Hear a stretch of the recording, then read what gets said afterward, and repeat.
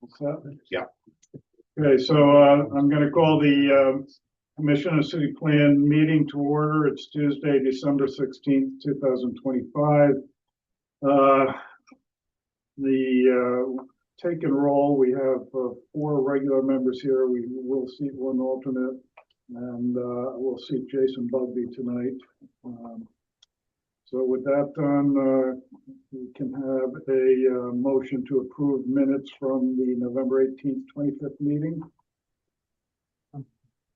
Motion by Nick. Do we have a second? I'll second. Second by Dean. Any discussion? Hearing none, all in favor? Aye. Okay, and then there's the minutes from the December 2nd special meeting. Somebody who was there wants to make a motion regarding those minutes. So moved. Okay, that's Dennis. Dennis. Okay, and do we have a second? I'll second. We have a second by Dean. Any discussion of the minutes? No, all in favor? Aye. Aye. So the minutes have been accepted and approved. Any communications? We have no communications tonight. Okay. And we do have 3 matters under public hearings tonight, but I'm of the understanding that 2 are going to be continued at the request of the applicant. Yes, 101 Water Street to start. We have an email request from the applicant to continue it to January 20th. The 21st. January 21st, 2026. Okay. I have a question. Is that, so we opened that at the last meeting? Yep. So, The applicant granted the extension. oh, okay. I didn't hear that. Yeah. All right. So can we have a motion then to continue this to the 21st of January 2026? So moved. All right, Dennis, I think you're a alternate tonight, so I think Right. on this, he can, I think for just, yeah, I think so. Unless you don't think so, because you're the chair and you can decide if he's I think if you're an alternate, you're an alternate. so you're not seated. So you can't make a motion then if it's seated. So can we have, Withdraw. I'm sorry, I don't mean to be rude, I'm just, Well, It's just my hopping back, understanding. he made the motion to approve the minutes. So Right, we'll redo that. so let's, we redo the minutes. Which one was that? That was the Special meeting. The special meeting, so can somebody else make, I'm sorry, Dennis, I don't mean to be rude to you. But was there a quorum? I was not at that meeting, so maybe I can't vote on that one. So his motion would still be valid. right, maybe you were there. What's that? You 3 were all there. I'll make a motion. Okay, Okay, so all right, so Jason's gonna make. Jason's making the motion, I'll second that. second by Dean, all in favor? Aye. Okay, do you have any abstentions then? Do you want any abstentions on that or they just? They weren't there, so they weren't there. yeah, if they Okay. weren't, but I assume they're not voting. Correct. Question. Go ahead. What is our role as alternates as far as voting? Alternates do not vote on matters unless they're seated. Yeah, they can listen and You can discuss. listen, you can talk, you can ask questions, but you can't vote unless you're seated. You mean as a full-time member? No, I mean, well, as a regular member for a particular matter or particular meeting. So if you were seated tonight, you were seated at the last meeting, I believe. Mhm. So you were able to vote. You're not seated tonight because we like to alternate the alternates. So you're not able to vote tonight, but you can ask questions and participate in discussions. Okay. All right? Mm-hmm. Okay. So that being said, did we get a motion on, continuing the January, Water Street hearing? No, so can somebody then make This a is- motion on that? This is Kathy, and I'll make a motion to continue the public hearing. Okay, motion by Kathy Rosica. Do we have a second? I'll second it. Second by Dean Mason. Any discussion? Hearing none, all in favor? Aye. Aye. So that's tabled. And then the other matter that is looking to be tabled is the Main Street site plan application.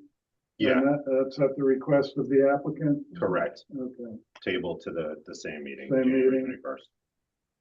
And so can we have a motion on that?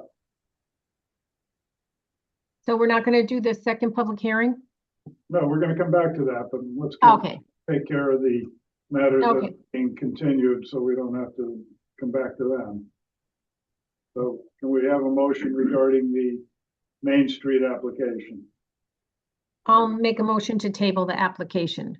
All right, Jason beat you to it. So we- Okay. Jason made the motion. Kathy, you want a second? Yep, Okay, so we have a motion and a second. Any discussion? Hearing none, all in favor? Aye. Aye. Okay, so that matter is also tabled. Now, we're gonna go back to subdivision, application number 44389 Canterbury Turnpike. It's a proposed 12 lot subdivision. It's the application of Fetus Engineering LLC. Greg Fetus, principal, property of Green Star Capital LLC. Matthew Bosick, principal, assessors map 53, lot 1, lot 60, zone R40. So we would need a motion to open the public hearing. I'll make the motion to open the public hearing. Motion by Nick to open the public hearing. Do we have a second? I'll second. I'll second that. Okay, you're too late, Kathy. Dean already did. Okay, You're slow. So, we have a motion and a second. All in favor? Aye. aye. Okay, so the public hearing is open. Is there somebody here to speak on behalf of the application? Yes, good evening. My name's Greg Fetis with Fetis Engineering, an office at 70 Essex Street in Mystic, Connecticut, representing the owner of the property at 89 Canterbury Turnpike. It's a little over 24 acres, and we're looking to subdivide it into 24 lots. 24 lots? Sorry, 12. 12 lots. I'm sorry, I misspoke. We figured it out. Yeah, 24 acres threw me off. So anyway, we're looking to, we got several lots with frontage on Canterbury Turnpike, a few rear lots off of Canterbury Turnpike, and then I want to say 4 or 5 lots off of BB Road, which our parcel does have access for a portion of BB Road, and then portion of it's owned and we don't have access by somebody else. And we're not looking to get access on that portion. So I don't know if the best thing is to share my screen and kind of look at the plans and go through them. If that No, makes sense. okay. If I can just share. Yep, go right ahead. Okay.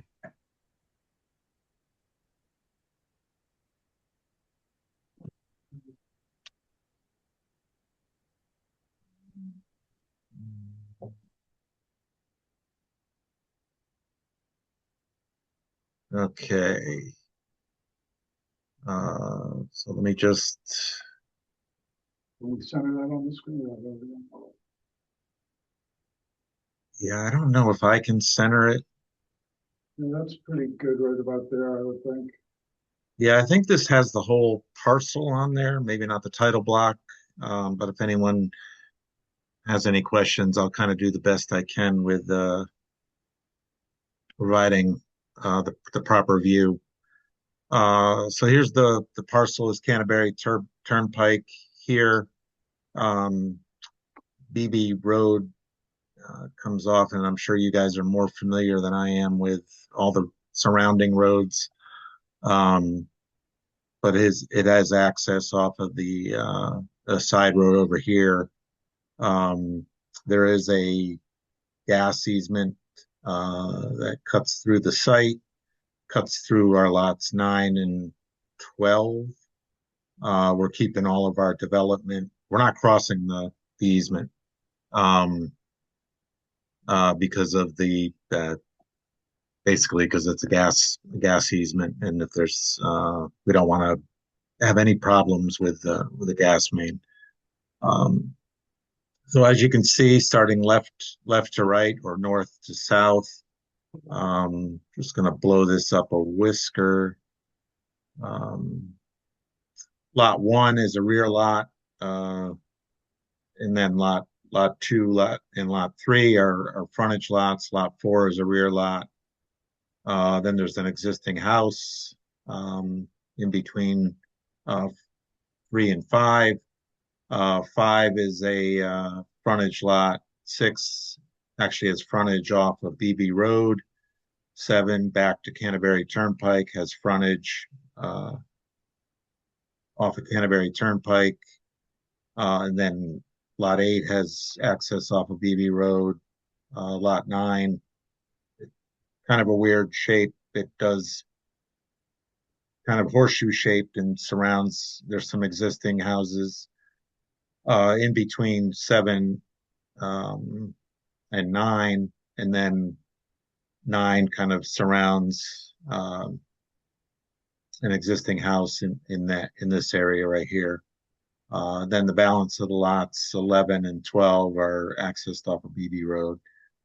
12 is a rear lot. That's but the development is all would be north of that gas easement. So there is a water main. And please, Well, what was that comment that was on the So screen? that's a comment from the public.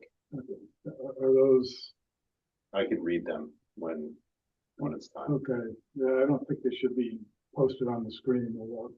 I can't control it. It's the chat, You can't? Zoom chat, yeah. okay, I didn't see it. Yeah, But, all right, thank you. Sure. So there's a water main on Canterbury Turnpike. So all the lots, there's a little bit of a discrepancy between the town engineer's memo and Norwich Public Utilities. We are proposing to access the water main for the lots that front or our rear lots on Canterbury Turnpike. So 1, 2, 3, 4, 5, 7, and 9 will all have access to Canterbury Turnpike and will have public water. The balance of the lots 6, 8, 10, 11, and 12 do not have access to Canterbury Turnpike and will be on wells. So we just have to work that out with the city engineer and Norwich Public Utilities.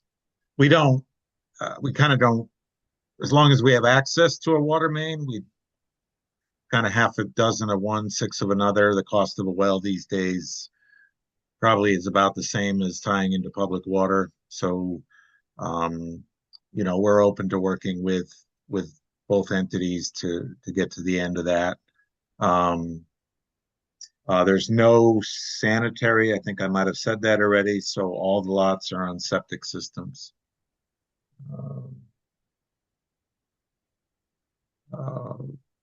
And all lots will, I think the preference is underground electric, and we're looking at that also. There's a comment, I think, from the planner. Let me move. I'm gonna go through the sheets. There's 11 sheets.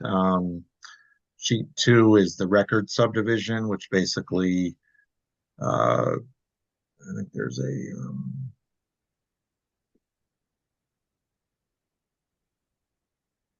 No, I think this might be, let's see here. So the record subdivision basically has meets and bounds and kind of shows that each of the lots conforms to the bulk requirements. You can see the setback lines for each lot, as well as the areas of each lot. There are some wetlands located, smaller wetlands on lot 5, a little kind of more extensive as you work your way south on lot 7 and 10, and the back of lot 9. So we did get wetlands approval last month. And we had a little bit of reconfiguration of lots 5 and 7 in order to accommodate wetlands.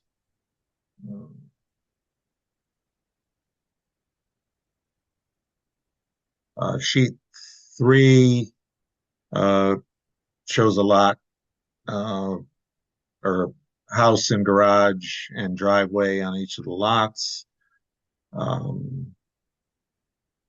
with the 100-foot regulated review area for the wetlands, and that's kind of why the house for 5 is pushed up in this corner, and lot 7 it's kind of pushed down in the opposite corner, just trying to stay out of that 100-foot regulated review area for the wetlands.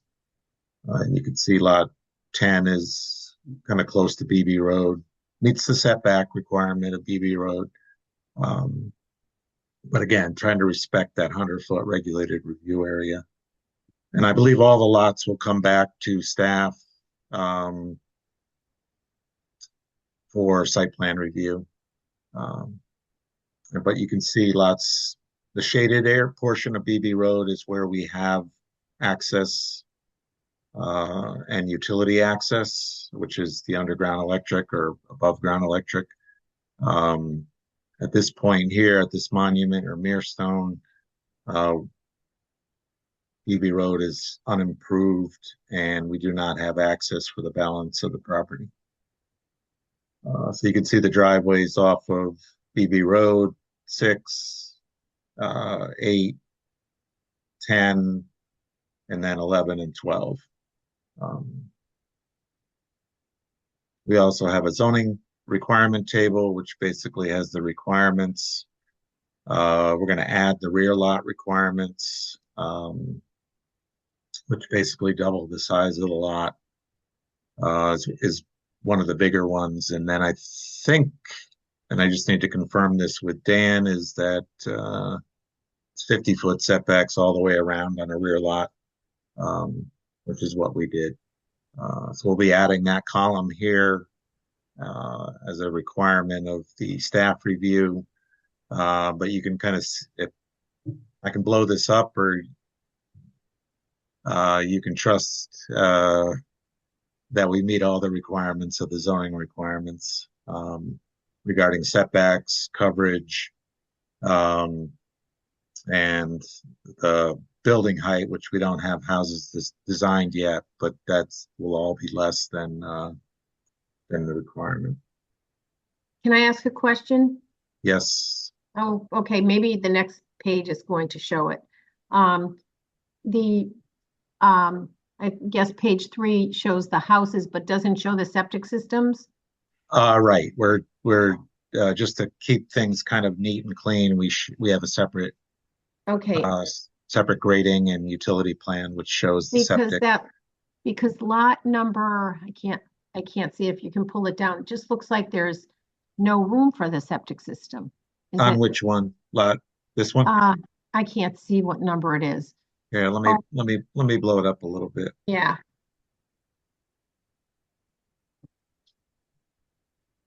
I think this lot Number 7. Yeah. Yes.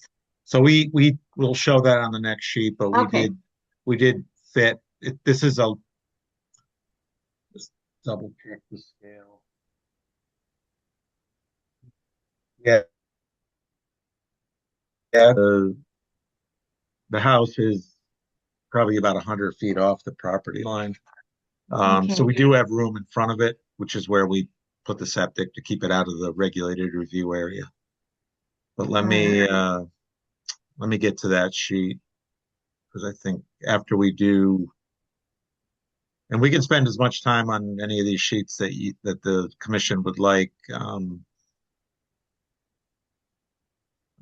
Sheet 4, not sure why it's not coming up, but give me a second here. Catching up with itself. There we go.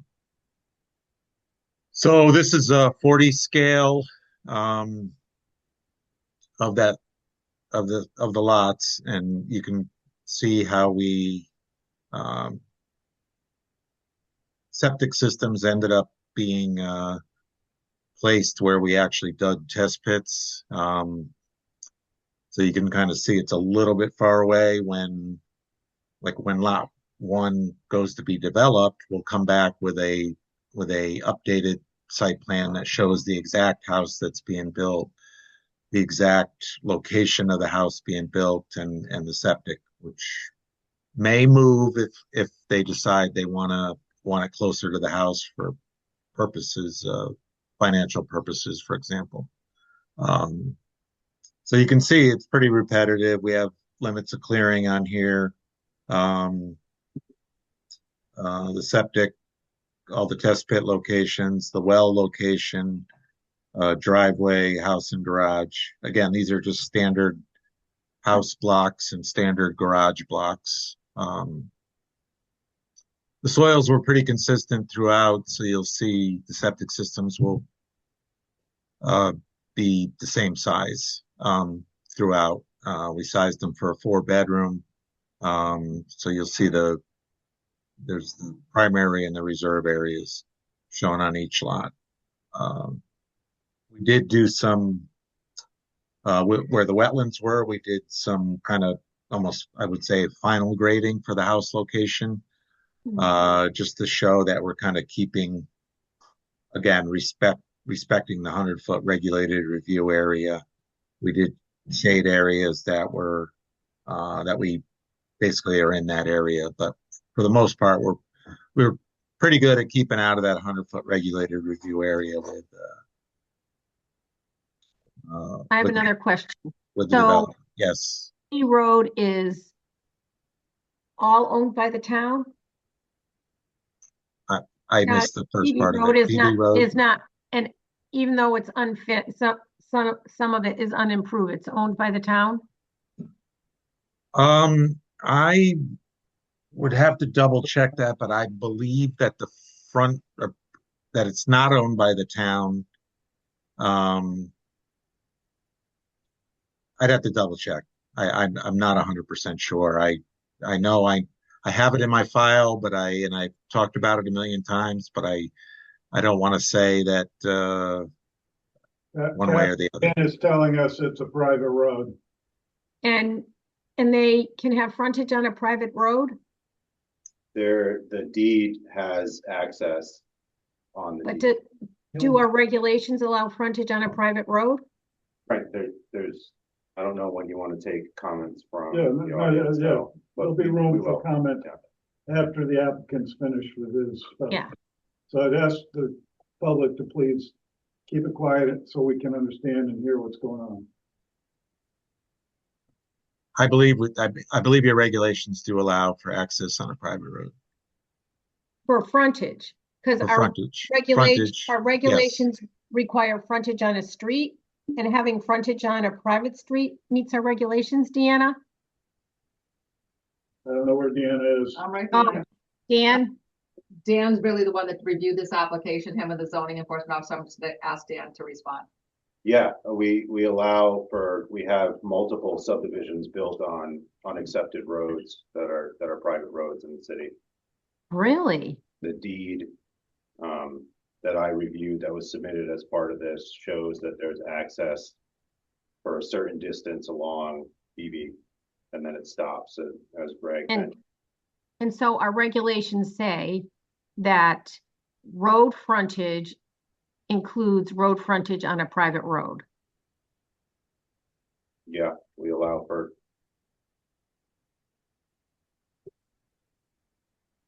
All right.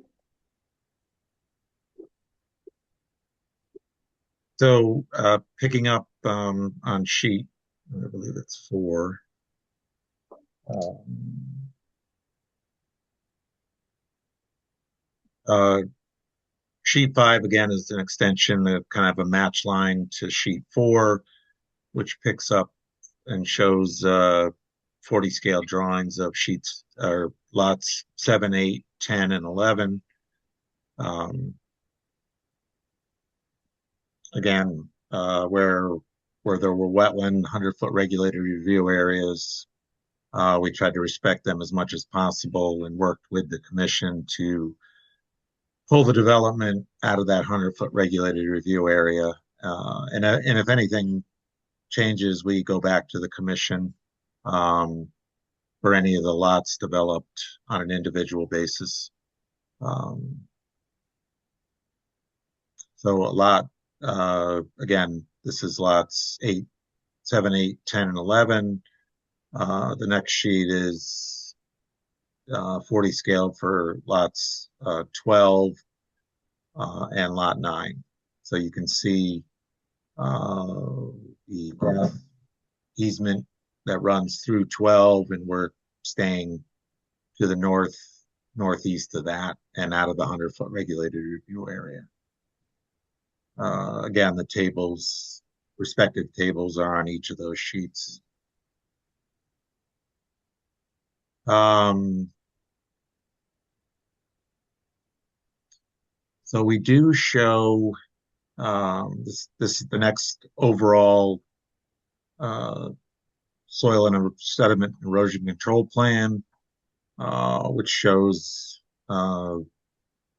typical stockpile area, shows silt fence, down gradient of any proposed grading. It shows a anti-tracking pad at each driveway entrance. So those are the 3 big things. Soil erosion control notes, construction sequence for kind of the individual houses, and the appropriate details for silt fence,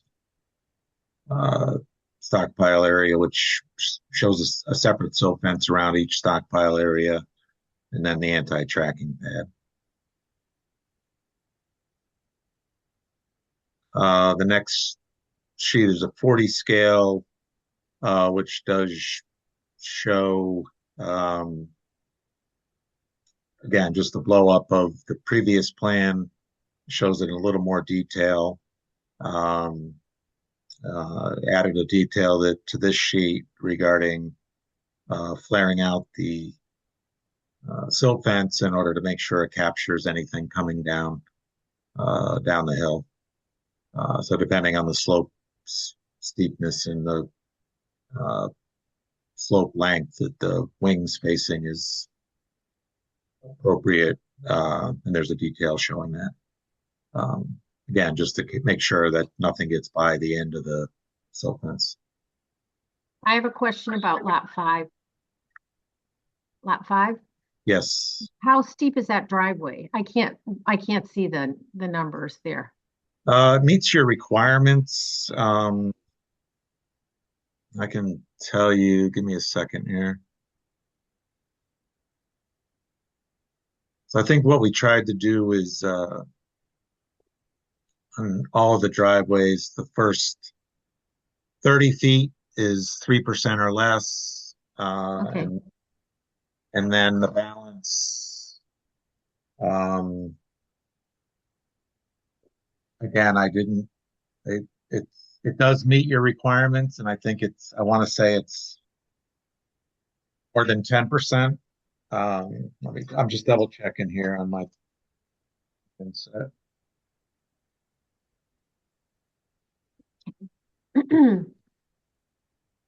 So if it's more than 10%, will you be paving those areas? Yeah, we were proposing to pave the driveways. All of them? All of them, yes. Okay. Have you designed them so that no drainage goes out onto the road? So Yeah, I will get, let me get to that. Okay, We did, uh, we did look at that, and we have a, kind of a, I guess a model stormwater plan for each lot. Uh, so if you can see, like, I'm gonna just use lot 5 as an example. The road in this case is, or the driveway is super elevated, so it drains away from that wetland to the north, this wetland here. And there will be a crushed stone trench that runs along this driveway like an infiltration trench. mhm. And this is on a couple of the sheets, and I'll go back over it in more detail. Um, and then it ends up in a rain garden down at the just before it leaves, basically just at the property line. Um, so we do capture the first 1.3 inches from the impervious areas, um, as well as the house and the garage. Um, so let me just check what sheet that's on. I think I might have skipped over it already, so I can circle back around to that, and we'll go over it in more detail. And we would, when they go to develop each individual lot, we will detail that fully at a larger scale, say a 20 scale or a 10 scale, depending on the plan, depending on which lot it is, but most likely a 20 scale. So all that will get detailed. Let's see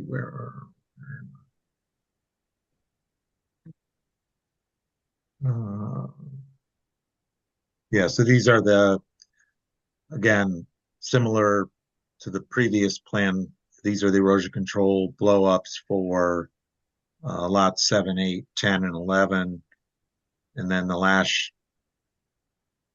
kind of 40 scale drawings are lots 9 and 12, showing the typical stockpile area, the silt fence down gradient of the proposed grading, and the anti-tracking pad going out to BB Road. And same with lot 9. So the overall property does slope from BB Road down to Canterbury Turnpike. So BB Road, naturally, all the water will be away from BB Road. And by the time that'll all be dealt with prior to getting anywhere near Canterbury Turnpike, and then all the frontage lots on Canterbury Turnpike will be taken care of as I previously described. But we'll go over that in a little more detail. It's our sheet with test pit data, and let me go back to the stormwater.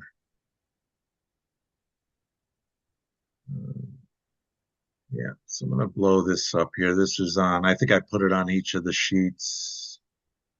Yeah, stormwater. So let me blow it up so we can all read it. I think it's pretty much what I talked about, but it'll come into focus here in a second.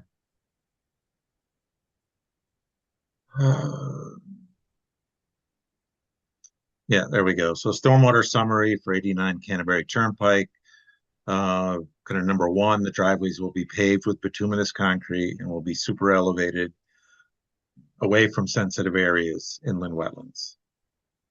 Typically, if there are no inland wetlands, then it'll be super elevated one way or the other, depending on what makes the most sense for the rest of the scenario here. A crushed stone infiltration trench, 2 feet wide, will run the length of the driveway to capture the first 1.3 inches of rainfall. So there'll be a crushed stone trench along the edge of the driveway. all the water will basically run from north to south as it goes down the driveway. So it'll enter this trench. Hopefully the majority of it will infiltrate into the ground. But a portion, it'll be sized accordingly to capture at least the first 1.3 inches of rainfall, which is the water quality volume. And this is kind of a best management practice for single family home development where you don't have a road. So third, the infiltration trench will terminate at a rain garden proposed at the downgrading end of the driveway. The rain garden will spill over a level spreader and sheet flow to the gutter line of Canterbury Turnpike and ultimately the stormwater system within the street. That's if the trench fills up, the rain garden fills up, successive storms greater than 1.3 inches. But that's what's kind of happening now. The water is running down, getting into the gutter line of Canterbury Turnpike where there is a drainage system and entering the stormwater system.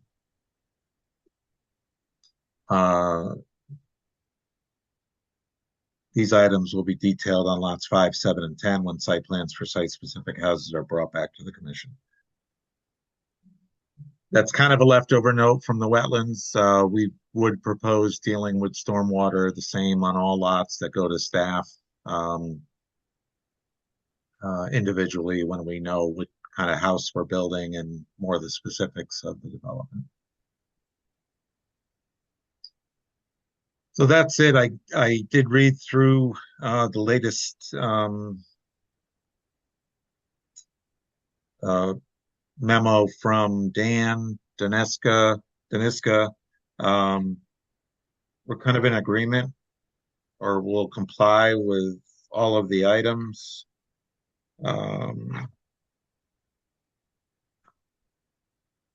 Same with the city engineer. There, I talked about the one discrepancy between public water for all lots versus the ones that just front on Canterbury Turnpike. There wouldn't be a way to get to the BB Road lots without creating easements and maybe going through wetlands for some of them.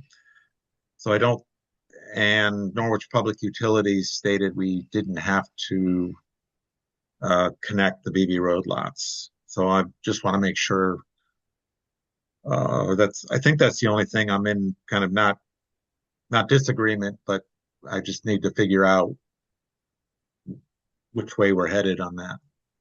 Did the Uncas Health District have comments on that? They did not comment on the water. So Frank, if I may, we're going with what MPU says. They're required to connect to the public water where it's available on Canterbury, but the other lots can have well. Okay. Yeah, I'm sorry. And Uncas Health did comment on the water, and they stated that all proposed lots on Canterbury Turnpike are required to be served by public water. Well, maybe that's where the discrepancy is. Yeah, so I think what you said was correct. Norwich Public Utilities probably has the. Can you read the Uncas Health District letter? The entire thing? Or yeah. Or just the thing about the water? Just the section about the water. There's an NPU water main the entire length of the current lot in Canterbury Turnpike.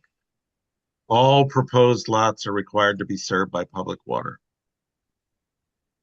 And they're the health district, and I think that they would have jurisdiction on that. So I think you need to. Well, I think it's a state statute, I believe, that drives connecting or not connecting. Right. And I think it's driven more by PURA, is it? The Public Utility Review Agency for the state? But Uncas Health District would know if they're required to be connected. Kathy, we have a memo from MPU that says the lots that are within X amount of distance from Canterbury Turnpike have to be connected, and Mhm. it's basically when it's reasonably available. So they would have to connect all of the lots that are served by Canterbury Turnpike, Mhm. but MPU does not. They said that the other lots do not have to connect to public water. Right, but is it up to MPU or is it up to Uncas Health? Well, MPU runs the water system, so But they can connect if, It's not required. well, but you don't know, Frank, because I think that if I've the read the memo. health district would be the ones that would make that determination. Well, I think that's us who makes that determination at this point. Well, Utility says if it's within 200 feet, they should connect. right.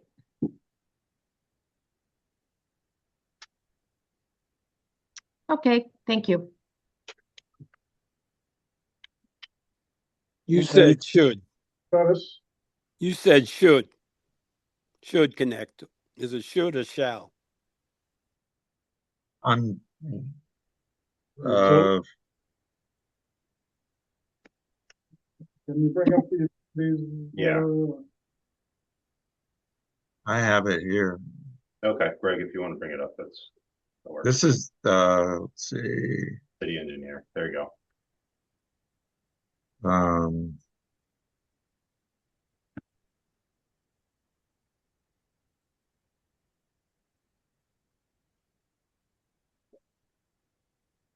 so I think why NPU stated their number 2, because originally we did not connect lots 1 and 4 because they were rear lots.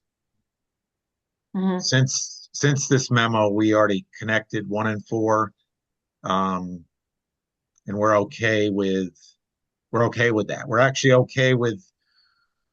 Our preference would be to tie them all in my opinion, but we don't have access to the main within 200 feet. And if you look at the plan again, we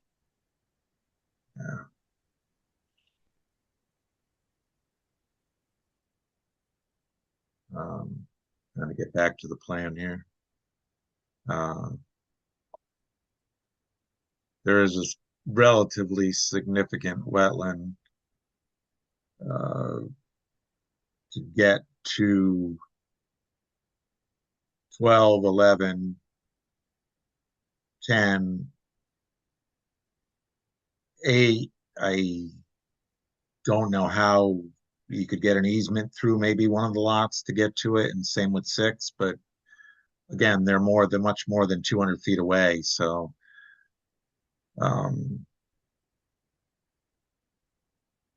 I think if I'm not sure that they want to be in the business of having easements that are 400 feet long to get to a house, but I think that addresses it. thank you.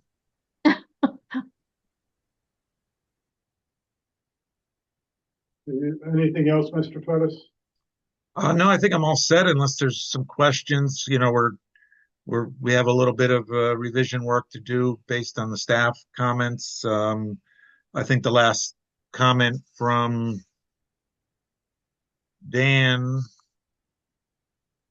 maybe contemplated conditions of approval if you wanted to close the public hearing, but that's it's we're up. ready to close the public hearing, but I mean, not right now, but after public comment and all that. So okay. But I'm all set for else, now unless there's questions. nothing else you want to present at the moment unless somebody has questions. So Correct. anybody have questions for Mr. Pettis? I have another question. Foundation drains, do you have, do you show them on here, and are they directed onto an adjacent property, or because I think that has been a problem with subdivisions where people outlet their foundation drain onto somebody else's property. So how did you address that, or will you address that? We will address it. It was a comment from, I believe, the city engineer. For the most part, and I'm saying for the most part because I think there's possibly one lot that we cannot daylight foundation drains in, and that one we would propose either a slab on grade or a crawl space, but that would be detailed. There's a couple different ways to do that, but you could put a pump outside and pump the foundation drain to the rain garden, which I don't really like to No. do. So for the most part, 11 out of 12 lots will be drained to daylight outside the regulated review area on their own lots, with the exception of lot 7. And that would not be drained on somebody else's lot. It just may be a slab because of the distance to Canterbury Turnpike and the grade change. Any other questions for Mr. Fettis? Okay, is there anybody here who wants to speak on behalf of the application besides Mr. Fettis? Anybody who wants to speak on behalf of the application? I would. Yes, sir? Yeah. Okay, could you come up to the podium and just state your name, please?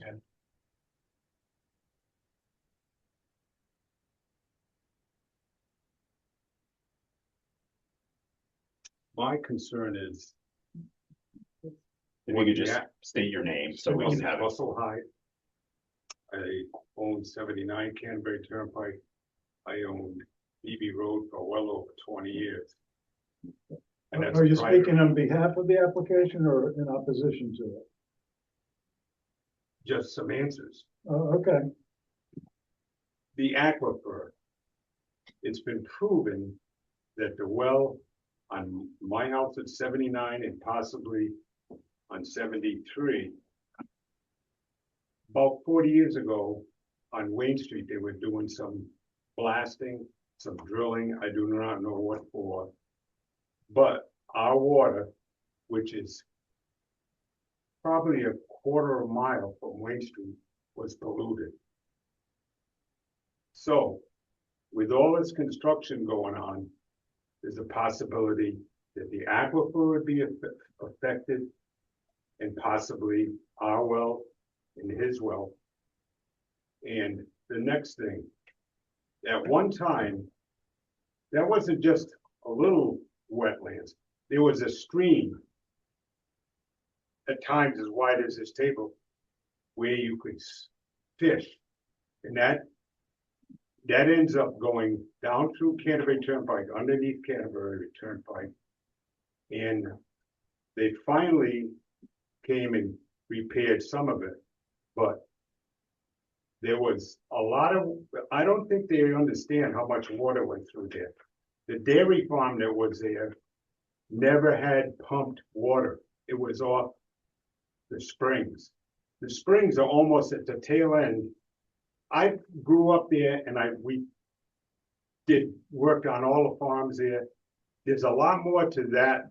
I think they should drop at least 2 houses, especially where they're located. They didn't have to even pump water to the house, which was on Canterbury Turnpike. They turned it in, it was spring water. And the septic systems, if they're gonna have city sewage on the Canterbury Turnpike side, to my understanding, No, sir. no. There's no sewer. They're all septic. Well, guess where the reservoir is? Right across the street from Canterbury Turnpike. It's not being used, but it's there. It's there for a backup. I've lived there my whole entire life, and most of it was a farm. And there's probably a few other things.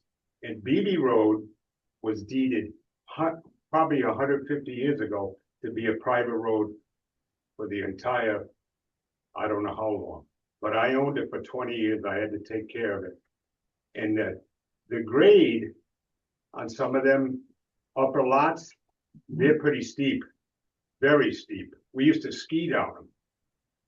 So I was there when they did some walkthroughs on this, and I had to give them all a lot of information. So you can't build a house within 75 feet of the gas line that goes through there. And then there's a transatlantic cable, which I didn't think was still functioning, but it is still functioning. So I think they should cut back on a couple of these houses. They may say, they can tell you all you want, but I've seen all of this in bad weather, good weather, and if anything happens to the well that I'm using because of all this stuff, who's going to pay for it? And I wouldn't be a bit surprised that if they put all these houses in, we have a little issue with water. And then there's a few other things too, that was farmland. And quite a few, I think the last time it was farmed was in the mid-70s. But there were a lot of cows back and forth through there. But I think I would be on board with it if they came through on the Canterbury Turnpike side with city water and city sewage. I don't know if they will do that, but they might be walking themselves into a corner that they may not like.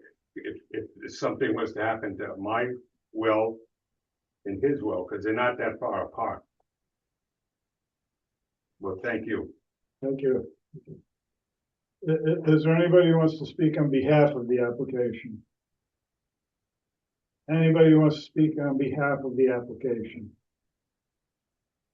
Okay, so anybody else who wants to speak in opposition to the application? The question? Well, come on up, sir.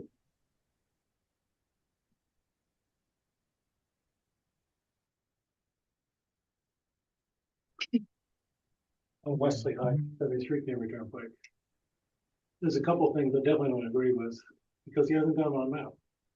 Now, lot 12, the AT&T line still goes through that lot. It goes behind my house, around that lot, and back up on the other side. It's not even on the map.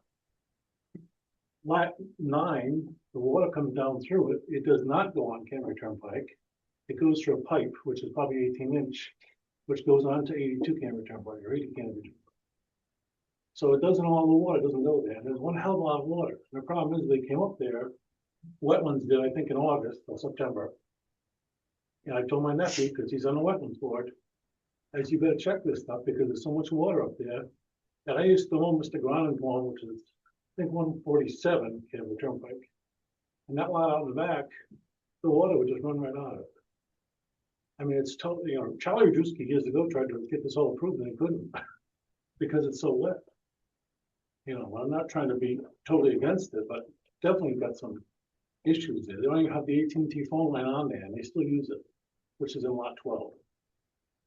And the water on lot 9, to the left of 87 house, the house number 87, behind that, the water goes down and comes right down in between my cousin Russell's house, up there, and it goes right down to the pipe. The city comes up there, I'll show it to them. And it goes right across the street. Because Angel Leeds had to come up there and dig it out, in front of the pipe to get down below it to clear it from the water will go. And the sediments will catch. But there's a hell of a lot of water there. When you did the test, they have no idea how much water it is. That's one big thing. And I don't have low water, it's still water, which only my cousin knew that. Whatever. Well, before you sit down, let me ask Mr. Fettis. Do you have any comments regarding the telephone easement that was spoken about, or the pipe, the water pipe that we just heard about? I think the Greg Fettis Engineering, I think it was hard to hear a little bit of what he was saying, but I think the water pipe is basically down in this area of lot 9. He said behind, I thought he said behind 87 Canterbury Turnpike So their house is located here. I think it's in this area. The water, this wetland drains down uh, through an intermittent stream down to Canterbury Turnpike, but that's down gradient of where anything we're proposing to develop. I would have to check my records regarding the other line he's talking about, but I thought that was off our property, There's a lot of water as I between, recall. where the wetlands is behind 93, 95, and 97, Canberra Turnpike. There's a lot of water used to go to the left and go out to the road, which the city fixed years ago. Used to always be on the road. And then the rest of it goes to the right behind number 87, Canberra Turnpike. And that comes down between 87 and 79 Canberra Turnpike. That's where it comes down, and it comes right next to the road where you got your mouse there. And that's where it goes underneath the road in a pipe. It doesn't go on the road, it goes underneath it. And then it goes through my neighbors across the street, down and back to the brook, which is below Fairview Reservoir. Yeah, I think there's a pretty good, this Greg Fettis again with Fettis Engineering. So we're developing lot 9 north of that area. You can see the 100-foot regulated review line on this portion of lot 9. We're not proposing anything down in that area, and there's a significant grade change from that point up to where we are. It's probably almost 20 feet, 16, at least 16 feet of grade change from where that pipe goes under the road, as stated, up to where this proposed driveway is. Yeah, no, I understand that where you're putting the house. But if you're gonna change lot 12 and 11, all those others, is all that extra water off that hill gonna come down through there? From all these other lots are all up above it. Tends to seem to wanna run down here. Inland wetlands has already proved it, correct? They've approved the lots, but they'd have to go back for houses to be approved on lots. Probably not in the winter. I'm with you. Has the town engineer looked at the drainage and the capability? No, so does the water go under that goes under the pipe that goes under Canterbury Turnpike? Does that carry any of the water from the subdivision? Well, I would argue that lots 11 and 12 are due, I guess, east of the area we're talking about.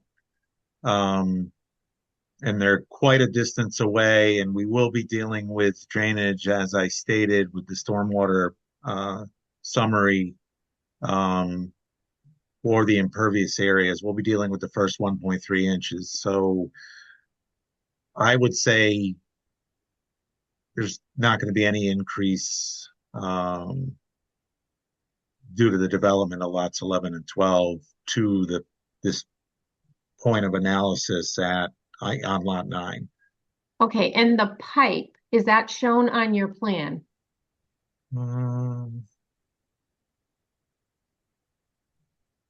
That he's talking about? Yeah, I'm just.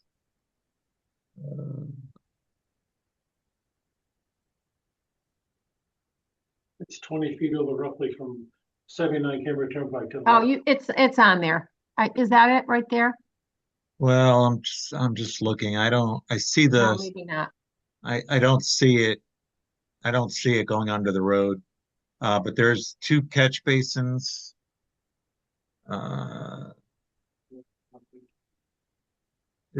There is 2 catch basins right here.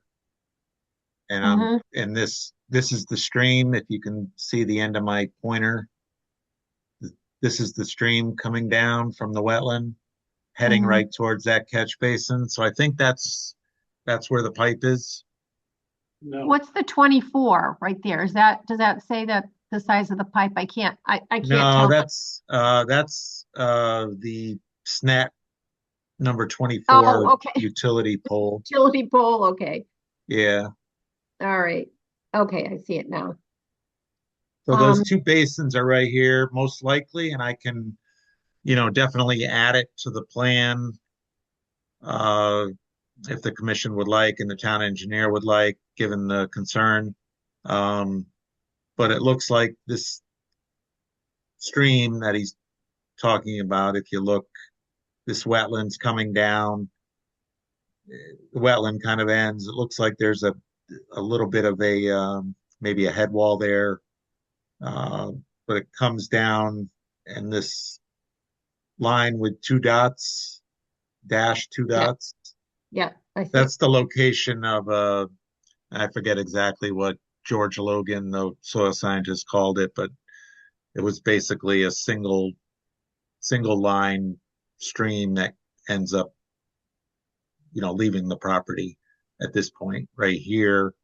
I would almost guarantee that it goes into that basin, but without a photograph of it, I couldn't prove it to you at this point. You should probably show that pipe that goes under the road and the size of it. Yeah, we could do that. I don't think it's connected to the catch basin. I don't think there's a catch basin there, right there, but this is a separate drain that comes down through that field and goes to that pipe. And lot 12 actually drains onto my property in the back. And then it, then goes on to Bob's property, which is, he's here also tonight, and then it drains onto his property. From lot 12. So just to clarify, that's 79 and 73. You're the two lots. I'm 73, my cousin's 79. Okay. And Bob is Further the down, resident, that one down here. That's yeah, but it all comes downhill like that. Sure. It runs onto springtime. We can't even mow the back lawn. Just to give you an idea, I don't know. I know Bob because when Bob's going away, I mow his lawn for him. And so, and you can't. You got to wait till it dries up before you can even get up in there. Can I ask a question? Bob Kanda, 198 Harlan Road, and I own 186, which abuts the back of 12. And then my house property abuts the northeast corner of 12, that back behind the gas line. When are these wetland? When was that established previously, or was this from when they walked it this summer? they were flagged by a soil scientist. Yeah, they must have been done when they did their Yeah. work. So we had the biggest drought we've had in almost 100 years this summer. So they So, flagged that. Just so you know, wetlands in the state of Connecticut are based on soil type. It's not the No. presence of water. Okay, all right. That was the only thing I was wondering, because that is what Wes is saying. So they'll dig down and sample the soil to determine. the Along extent. that gas line in 12, that is super wet in there. And Yeah, that drain- it could be wet from water coming downhill, but it doesn't mean I it's think most of wetlands. it comes from Tapville Reservoir up on the hill. Because there's actually in the back corner of my property, there's an old farm well. And the water just comes up out of the ground where that gas line is back there in the spring. I was just wondering when they did that, just because it was the driest it's ever been since I lived there. That's the driest I've ever seen that corner. Again, that's not necessarily the gauge that they use for determining wetlands. It's the actual soil that's underneath there they determine that. Yes. The soil scientist makes that determination, not us. So how do they change that water if they're gonna put it in there from what we're getting now versus when they develop the houses? How do I know, make sure there's not gonna like more water coming down for the same amount of rain you'd normally get, how do they design other people, water going onto other people's property? Well, that's the questions were asked before about the driveways with the drainage on them. And how would the crushed stone be diverting it away? And the curtain drains and flood drains are on the foundations. That's all part of the construction process. We're really here tonight to determine whether or not the lots proposed on the subdivision are lots that meet our regulations. As far as the actual construction goes, that's a separate issue that comes up when they start the construction. And just as a point of interest, I guess, is if somebody constructs something and joining property that changes the drainage in a way that it damages your property, then you as an individual landowner have an action against that person. And the other reason I said is because see, the driveway comes from 12 down, and everything's just gonna be down below that, that's all, so. Yeah, well, I mean, the way they've explained it, as I understand it, is that the driveway is gonna be paved, it's gonna be Yeah. sloped to go into the gravel drainage ditch next to the driveway and carry the water down to the bottom to a rain garden. Yeah. Chairman, can I Some, comment? some of Yeah. that Okay, property. this is Deanna Rhodes, Deanna Rhodes, Oh, Director- Very steep. Hold on a second, sir. Deanna Rhodes, Director of Planning. So I'm just gonna answer this. When lots in a subdivision, if a subdivision gets approved, the individual lots get individual plot plans for each lot, and that those are reviewed by the zoning enforcement officer, our city engineer. Many people look at those, so they're looking at the drainage before they give a permit to go ahead and construct the driveway and construct the home. So all those things are part of that plot plan. So the more details, like, because on a subdivision map, it shows a potential location of a house, a box for a house, area for a septic system, but that's not really designed to the full design out of the house that that person really wants to build. It's a different configuration. Maybe it's slid a little bit more in a different, different configuration on a lot. So this is basically like what the chairman's saying. It's the lot, it's the feasibility for the lot itself that meets the regulations, and where the house is and where those road driveways and things are kind of speculative at this point, because they can move, but individual plot plans still need to meet the regulations for drainage and for the health code and everything else. So this is like the big picture when you approve a subdivision. It's not specifically looking at every single thing, because that house may move. If there's The houses you see on these plans are just really for illustration purposes more than anything, because ultimately, when somebody buys that lot in the subdivision, if it gets approved, that owner then works with somebody to design the actual house and its location and the actual location of the septic system in the driveway, and that's all more or less redesigned at that point. And it's that person's responsibility to make sure, and his experts, architects and builders, to make sure that the property isn't going to be draining onto somebody else's property in an unnatural way. So What group approves or disapproves those plans at that time? then they come back here. It depends on the path it needs for approval, so it will definitely be, all of them will be looked at by the zoning officer, all of them will be looked at by the city engineer. The vast majority will be looked at by myself as the wetlands agent.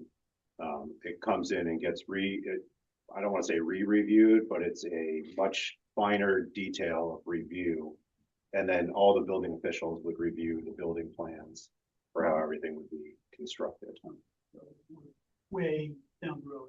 And that's saying someone someone may never purchase a lot or build a house, or they may want to, these are all sized for a 4-bedroom house, as the engineer said, but someone may want to build a 3-bedroom house or a 2-bedroom house there. So it's They're not locked into they're- what's here. correct.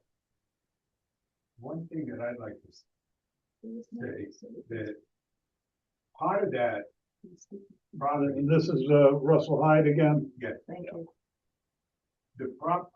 I don't, Wesley would know, that property, especially on the upper side, is wicked steep.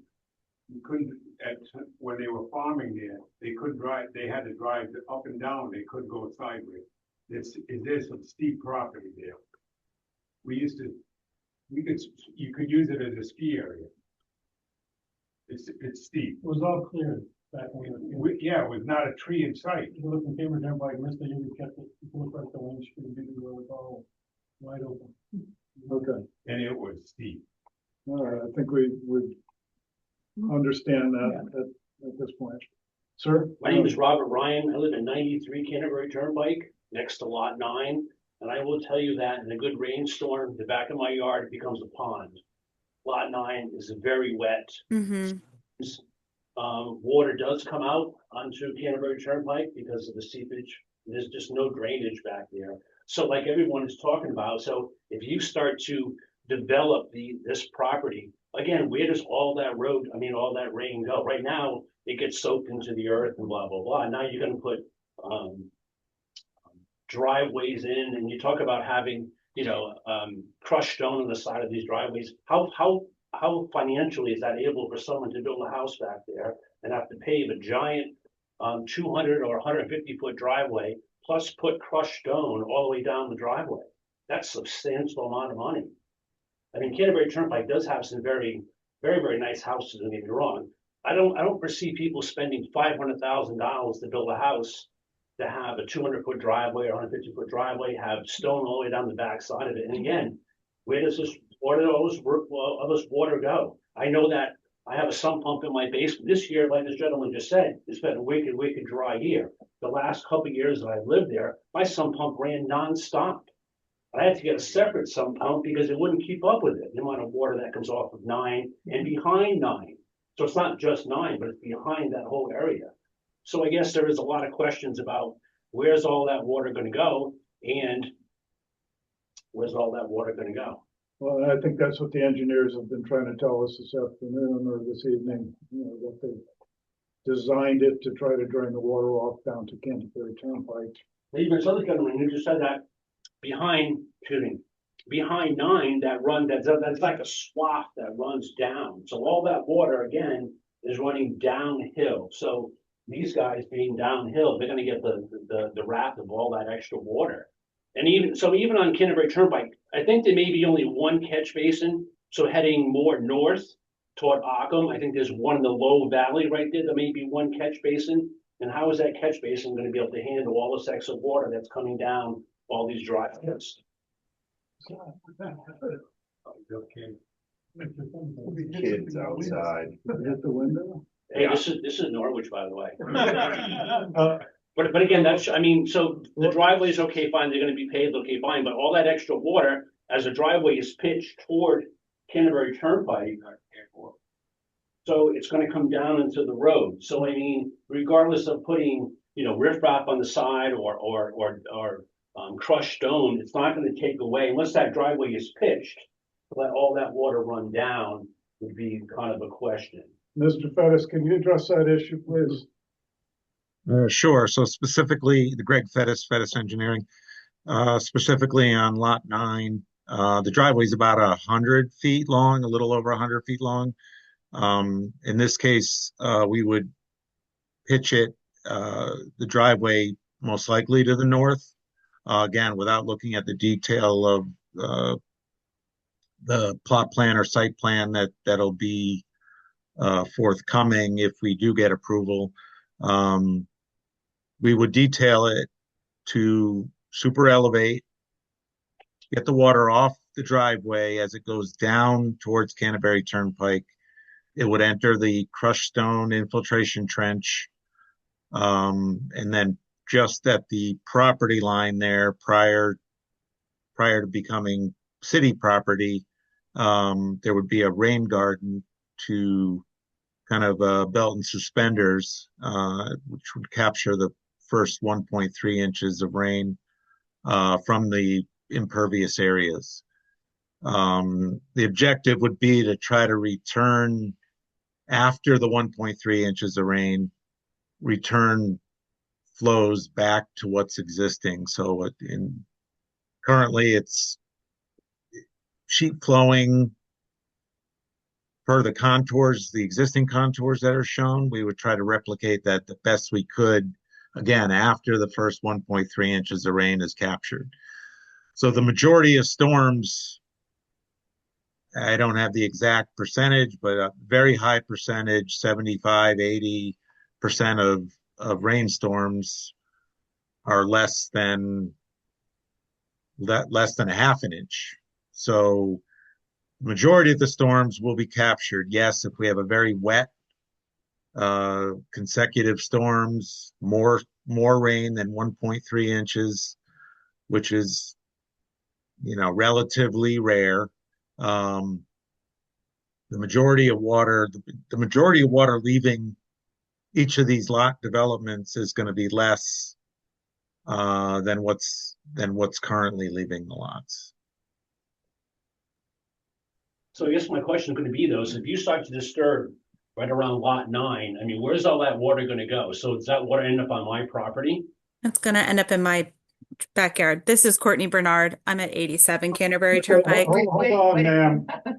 You know, we're trying to do this in an organized way. You can't just jump in. So we had a question pending to Mr. Fettis, I guess. Did you understand the question, Mr. Fettis? I did. Greg Fettis, Fettis Engineering. None of the lots are allowed to drain and send water with proposed grading off of our property. So, and that's going to be one, that's the way I'm going to design it. And two, your staff, City of Norwich planning and engineering staff are going to ensure that proposed grading does not direct water onto adjacent properties. Okay. And somebody had a question from the public, Mr. Bernard. Yeah, hi, this is Courtney Bernard. I'm at 87 Canterbury Turnpike. I have two questions. One is regarding the distance regulation for a septic tank to an existing well. So our well is on the north side of the house on 87. And I'm curious about the distance between the well and then the proposed septic location. I know that it's not finalized, but in the septic plan that you had there, it appeared to be pretty close. I just wanted to know what those regulations were. So it's 70, Fettis? Greg Fettis, Fettis Engineering, 75 feet from the septic to an existing well or proposed well. Okay.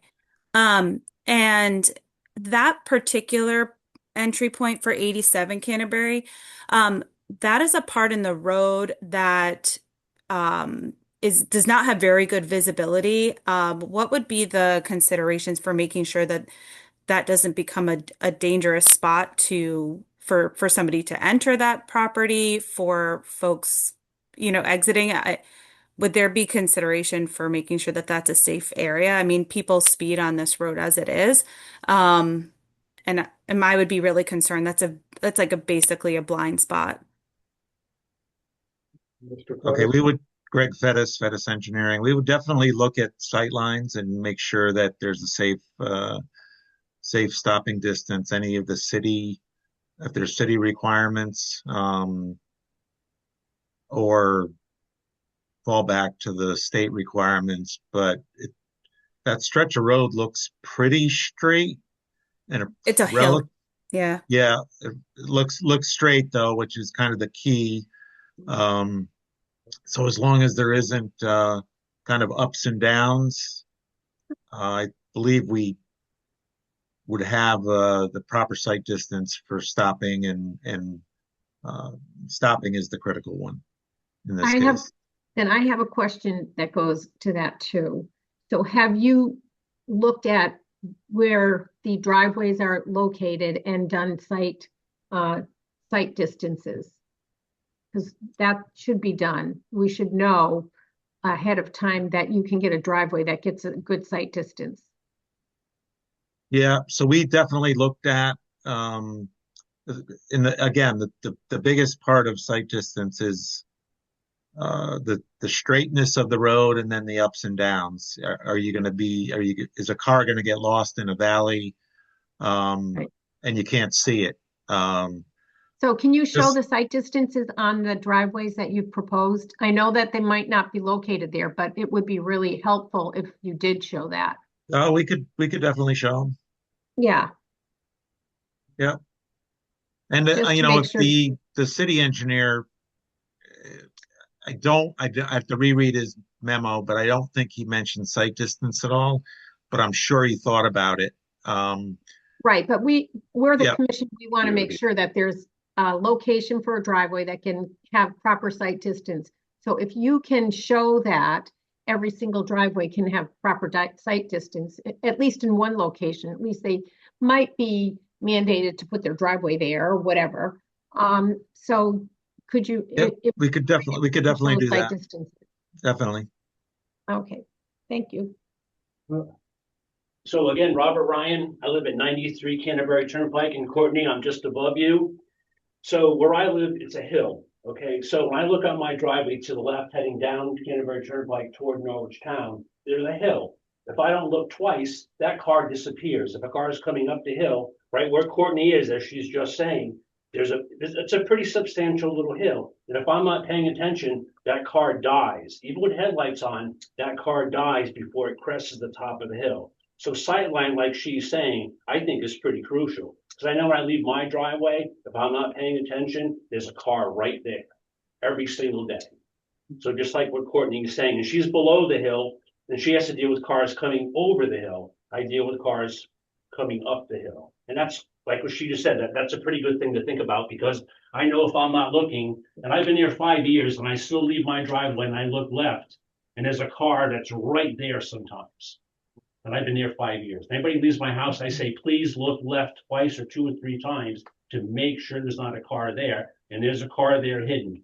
And if somebody wants to come and hang out at 93 Canterbury Turnpike, they're more than welcome to look there, because it's kind of a dangerous spot. And to put a house, another driveway on top of that hill, or maybe more toward my area, might be worth thinking about. That's lot 9, that is.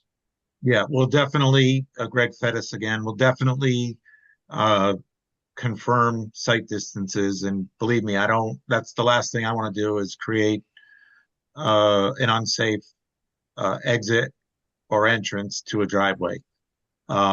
It's too much liability. So if we can't meet the requirements for sightline, then that lot would not happen.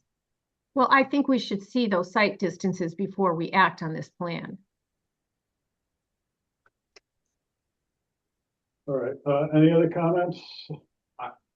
Frank, there's a number of comments on the chat online that we'll need to address. I don't know if you want to go through the room first, and then we can address All right, so let's get this done here. Anybody else here? I have one. Mr. Hyde, you've already spoken a couple of times. You still have more to say? Well, I think one of them is quite important. Well, you hang on. This gentleman's up now. Thank you. And I'm not going to let everybody speak forever because we got other people who want to speak. So if you've already spoken 2 or 3 times, you're going to have to wait until everybody else has spoken. So go ahead, sir. My name is Ed Ackerbeck. I'm at 15 Canterbury Turnpike. I'm at the very end of the hill at the bottom. I have several questions, really. If you could go to sheet 4 of 7. You wouldn't mind? Did you hear that, Mr. Fettis? Can you put up sheet 4? Oh, yeah, that's good. So a couple of these houses have very long driveways with a couple curves in them going down to Canterbury Turnpike. Yet the house appears to be very close to Beebe Road. So my first question is, why wouldn't you just put the driveways going on to Beebe Road? I don't understand, along with that same thought, Beebe Road is private. I understand that. Seems to me like it would be wise for the city, if this is going to happen, to make Beebe Road a city road. It's very narrow. It's not plowed in the winter. I would be concerned about fire trucks and ambulances being able to get in and out of Beebe Road the way it is now, even. So I think that should be part of this whole plan. Any consideration about that? That's our purview to take. Well, we don't. In the own the roads, subdivision and we can't take regulations, them. you do have the authority to ask for improvements. We can ask for them, but we can't require them. Well, I just wanted to read for Kathy's comment earlier. Our definition of a street is any public or private thoroughfare which affords the principal means of access to abutting property or proposed public thoroughfare shown upon the subdivision plan, duly approved by the CCP. Yeah, but what I was getting at, Dan, is that acceptance or dedication of a city street has to go through the city council. not Correct. through us. It's not the responsibility of this body. This commission doesn't have the authority to Okay, dedicate a public road. We can ask the applicant to take that action with the city council, but we can't do it. okay, I understand that, but I think it should be done because I think for safety purposes and for, you know, to make this development more realistic, DB Road should be a city road. Another question, really, on sheet 7 of 7, could you go there, please? Did you hear that, Mr. Pettis? Can you go to sheet 7? Yeah, can I just address, we did have the fire marshal look at access from a safety standpoint, and he did not have an issue or I think or jurisdiction to tell us that we couldn't access these lots from there, and that they have access now to the lots, the other developments or the other properties that are developed on BB Road. And I think it's only going to get better when we come through and basically maintain. The overgrowth is pretty significant on BB Road. So I think we are addressing that to some degree. Are we gonna, making it a city road would be a challenge, just from a cost standpoint. Why did you not make the driveways go out onto BB Road then? These driveways are ridiculous. Did you hear that question, Mr. Pettis? I did not. They wanted to know why the driveways aren't going out onto BB Road. We don't have access. Our access stops basically right in the middle of lot 6. And you don't have access because it's a private road? Our deed doesn't allow access past this mirror-stone that is located right where my pointer is. So it's kind of like a catch-22 then, isn't it? So it's private property. Yeah, as the way it's the saying, deed is they can't worded. access it. Yeah, They don't so have I access think past that that should be point. addressed. Okay, going back to sheet 4, I'm sorry, sheet 7 of 7, Is this 7? 7 of 7.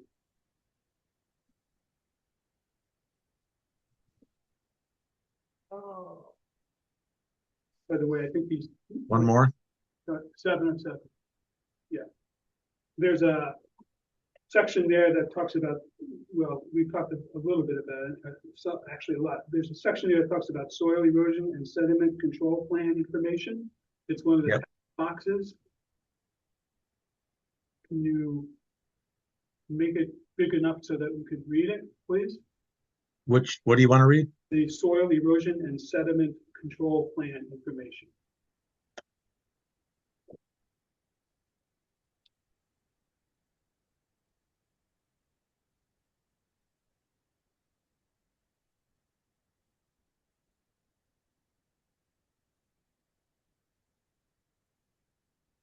Okay, so I can't read it here, but my notes say that you reference a 2002 Connecticut guideline for soil erosion and control document in there. I did a quick Google. That document has been revised. It's now a 2024 document. So you should revise this to say 2024. That's in my memo as well. Okay, good, thank you. Well, yeah. Also, there's a soil erosion and sediment control plan. Okay, same thing, same area. There's some verbiage in there that says that it's the second paragraph that says that sediment controls shall be inspected weekly and after all rainfall events. Is that reasonable? Is that something that you do? We do. That's during construction. Okay, good. On 7 of 7, under land disturbance, note number 1 mentions a proposed clearing limit. What is that? Well, with all due respect, I think you're looking at the wrong set of plans because well, one, I'm just pointing my pointers at the correct date, March 30th, 2024 for the guidelines. So I think you may be looking at a previous plan set. Yeah, I mean, it could be. I mean, I was looking at what's on the Norwich website. That's what I looked at the last couple days. And I agree with you that it looks to me like what you're showing us here tonight is a little bit different than what's out on the Connecticut, what's out on the city website. That could be. I uploaded everything that has been uploaded through our application portal, but it may be an older set from the wetlands application that's been updated since then. Yeah. So that's not helpful. Really. Yeah, I apologize if that's what it is. Also on 7 of 7, and it's actually in lots of lines, lots of plans, lots of sheets. Sorry, there's a line with in these areas. There's a line with a 100 in it. That we regulate within 100 feet of wetlands or water courses. So that means that that's what's known as the upland review area. Okay. So any disturbance in that area would either be looked at or approved by the Wetlands Commission or myself as the wetlands agent, depending on the extent of disturbance. One of the houses, at least on the plan that I was looking at, that 100 line goes right through one of the houses. Yep, and that's been looked at by the commission. And a couple of the houses have been moved. We don't say you can't disturb that area, but protections have to be put in place. So the Wetlands Commission would allow a house to be put in that area? Happens quite often. Really? Yeah. Wow. Yeah, but 2 of the lots, as Greg had mentioned earlier, were revised to greatly reduce upland area disturbance. Can I comment on that as well, right? Go So ahead, just Deanna. Yeah, thank you. Just to clarify that the upland review area, like Dan said, is really a protection of the wetlands. Yeah. In itself, it's not significant, if that makes sense. It's just that the commission wants to protect 100 feet from the wetlands. The wetlands are the important thing. So being in the upland review area doesn't mean you're in the wetlands. It just means you're getting closer to the wetlands. I just wanted to clarify. Thank you. And to answer your question about the limit of disturbance, on a subdivision plan, we asked them to show the proposed clearing area that would occur for the development of the lot. So that's the squiggly line you were asking about earlier. Thank you. One more on sheet 3 of 7, if you could go there, please.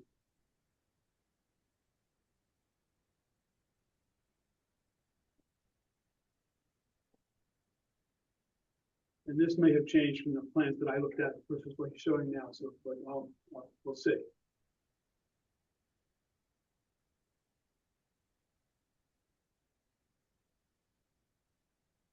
There's an area that's called subdivision notes.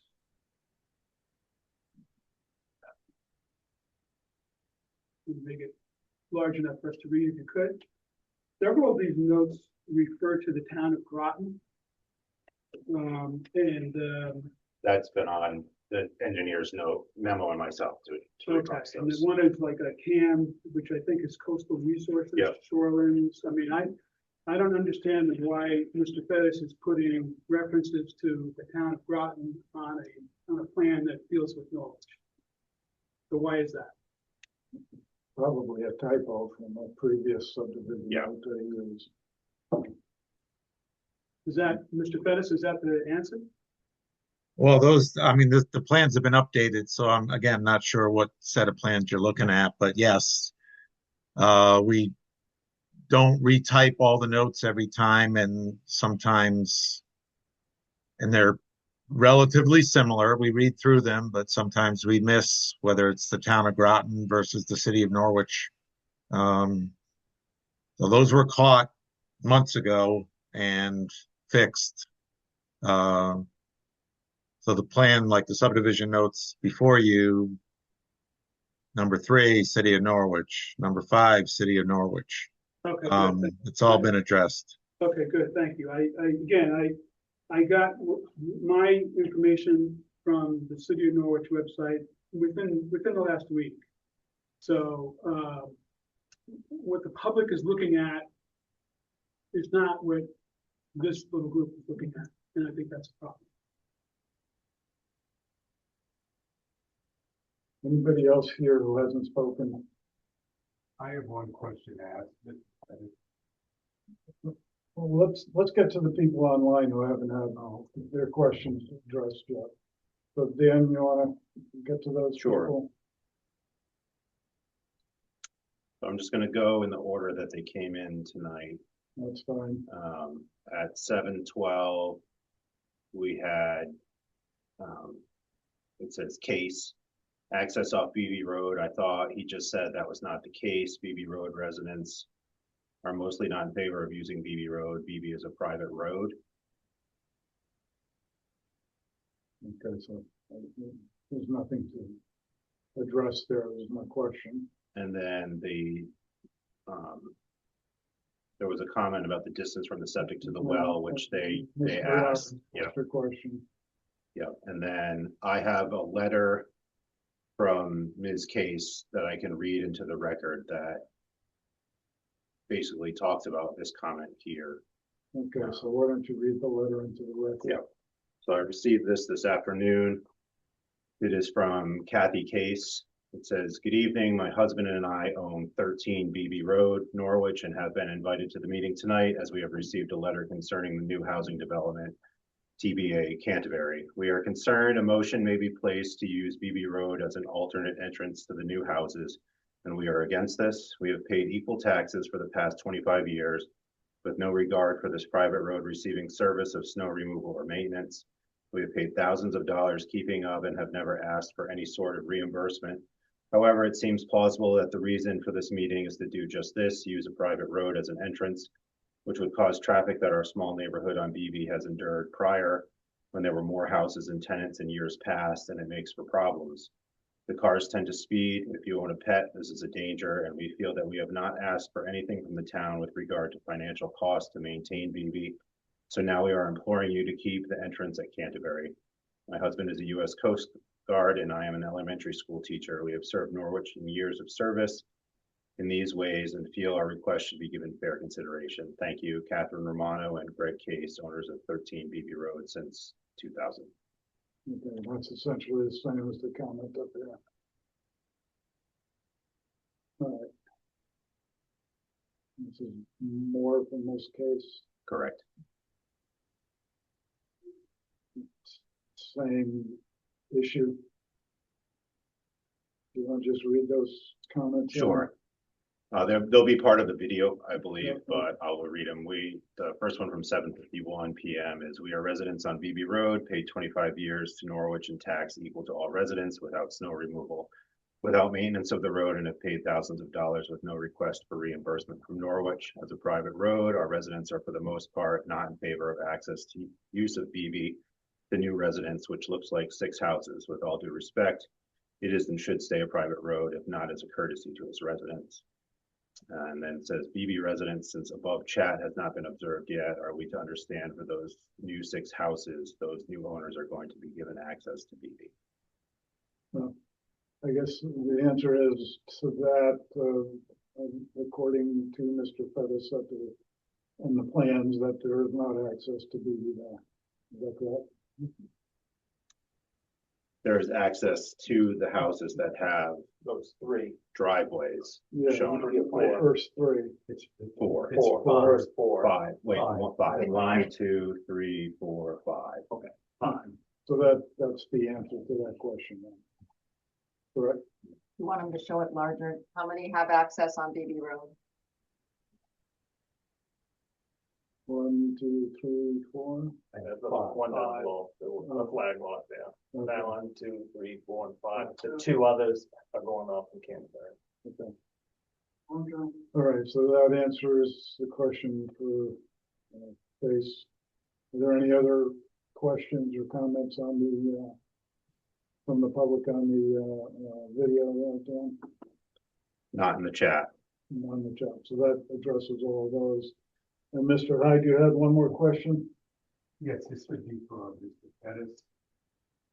Is there any possibility you could get a little more access in off of Stewart Drive or Stewart, whatever the heck it's called, Stewart Drive, Stewart Road? Yeah. But that would, it's probably definitely a lot safer there. And I don't know, but you guys that live on Canterbury Turnpike, people whistle down that road. Yeah. And when you have 3 or 4 more driveways coming into effect, gonna get a, it's, I've asked the city police to stop people on that road, because it's that dangerous. All right. So, did you hear that comment, Mr. Fettis? Is there anything you want to say regarding that? I didn't, I didn't hear the reference in the beginning to another road, maybe? I wasn't sure. Stewart Road. Yeah, I don't think we have any access on Stewart Road, so I'm not. And Greg, can you see the chat box? You can see that, right? I do not see a chat box. Okay, so there, the question about, one more comment, 5 houses have access. Didn't the developer say they do not have a deed past the mailboxes? So if you could just address that. So Greg Fettis Engineering. The chat box just came up in the middle of my drawing here. Hold on. Our deed has access to this mirrorstone, and it's the shaded area going south from this point to the edge of our property on BB Road. We have access on BB Road up to that point only. I'm not sure where the mailbox is or isn't. So that addresses that question. I have a question about that though. So they have access only to that mailbox. So it looks like, so BB Road goes all the way down and it goes to Canterbury Turnpike, right? Can you make that smaller? So I can see BB the Road off of Harland Road. Okay, but yeah, that's right. So that goes to Harland Road on one side. And where does it go on the other side? Corner of the map up in the corner of that. Yeah, Used to be a laneway. used to be a laneway. I believe, and you can correct me if I'm wrong, but it was a laneway that went almost to where Stewart Road is presently. So they can't go all the way through, No. period. So they can only stop there and they can't take, so from lot 6, they can't take a left, right? Is that correct? I mean, they can, but they can't go past that right of way. They're, the use of that. Is that correct? The driveway, they wouldn't be. No, they can't go left. No. Yeah, okay. That's To leave their house, that house potentially? No. Yeah, okay. They can only go right or south. Correct. Mr. Okay. Pettis, can you just address this issue that Mr. or Mrs. Case have regarding the access on BB Road? As I understand it, you have deeded rights to BB Road to that point where the Mirrorstone is, so that your people who would potentially buy those lots would have the right to use BB Road up to that point because you have deeded rights there. Is that correct, or am I missing? I think you hit the nail on the head. That's correct. Okay. So to answer the question from Case is that they have access through deeds from the owners, from the owner of BB Road to use it up to that point where that Mirrorstone is shown on the map. That's correct. We have historic So access. they can access those lots from BB Road up to that point. It's 5 lots. Right, Greg? So, Yeah, it's 5. Lot 12, 11, 10, 8, and 6. Thank you. so on the plan, is there a note that says the town is not responsible for maintaining BB Road? And because Well, it's a private road. I don't know. right, it's a private road. So what I find in subdivisions like this, people come in, well, why doesn't the town plow this? Well, the town doesn't plow it because the town doesn't own it. So if there is something on the plan, at least they'll know that. So I guess, Mr. Fettis, can you put a note on the plan indicating that Phoebe Road is a private road not maintained by the town? Yeah, that would Yes. make, Yeah. Well, it's unimproved and improved. So. Yeah, you're right. I didn't know what that meant either. All right, is that something you can do, Mr. Fettis? Yes, sir. All right. And I see a gentleman at the podium. Will Schramm, 188 Harlan Road. I'm just following up on Casey's questions. So, right, so it's through the deed that this subdivision will get access to the road. That's great. That's a give in their direction. Are they responsible for maintaining the road and helping the other owner our of problem. the road? That's a issue for private property owners to reach an agreement on normally. So if you have access on a private road, normally it's shared maintenance between all the people who share that. So it's just, It's up to the not owners to mandated negotiate. by regulations or by the city or Okay. anything else. It's private property, so the private property owners have to figure out how it's gonna be maintained. So you're counting on. As I see the comments here, it sounds like Case has been paying some or a portion of the maintenance It's costs five, for many yes. years. And The other houses on the road there. Yeah. And so they would have to reach some kind of an agreement on that. And I'm not paying. How's that? Yeah. I'm gonna use that road and I'm not paying. You gotta have neighbors and get along. so, Frank, All right. I have, a memo that I will. Yeah, I was convey. gonna The ask you that, city yeah. engineer has an extensive memo, and there were some questions raised tonight. So I don't know how the commission wants to proceed, if you want additional information added to the plan and you want to see it back next month. Yeah, I think that would make sense Just a to question address for the you, comments that we've had tonight, Mr. Fettis, if you could address all the comments that you've heard tonight on the plan. And then we can come back with the revised plans at the next meeting. Okay, so do you want me to go through my memo now? Well, before- why don't we then put that off until the revised plans are submitted, Okay, unless so- there's some things you want to. No, Yeah, I will, right I will now. issue a revised memo when the plans are revised. Okay, That will, so you'll do a revised memo when I'll do you a get the revised revised memo, I will plan. double check to And- ensure that and the revised plan sets are posted to the everything. website. Yeah. Moving them from one website to the other website. It may have tripped and grabbed the wetlands plans that didn't show the revisions for tonight. Okay. And I apologize for that. And Chairman, I just want to put on the record too that Mr. Fettis, if you've heard a lot about the concern about the sightline distance. So Yeah. why don't we have that prepared for next month too? Yeah, I think that was part of the Yeah. discussion. Can I just go over what I would like to see? I know that, No, I would you like to- copy. well, I am going to, I don't care what you say, Frank. All right, just, I want to see a note about the foundation drains not flowing onto adjacent property owners and required to install driveway.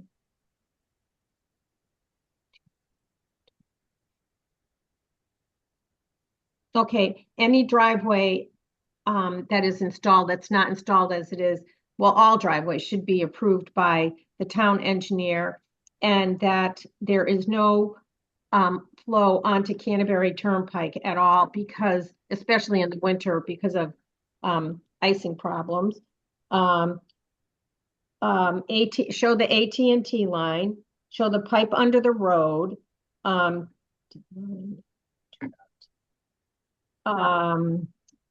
Show all the site distance, show the septic system location that is on C. Bernard's property so that we can see where their well is in relation to any new septic system.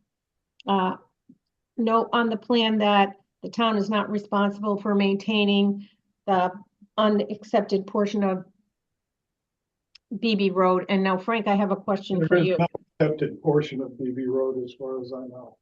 What was that? It's all private, Cassie. This No, is no, unaccepted. It's not accepted by the town. not It's not improved. approved. You're right. But can I ask you a question? Should we ask them for, so that we know that there's an understanding that any maintenance of BB Road has to be shared, or we don't get involved with that at all? It's not a town Okay. issue, but it can be noted on the plans that. Yeah, you know, I just think it would be fair.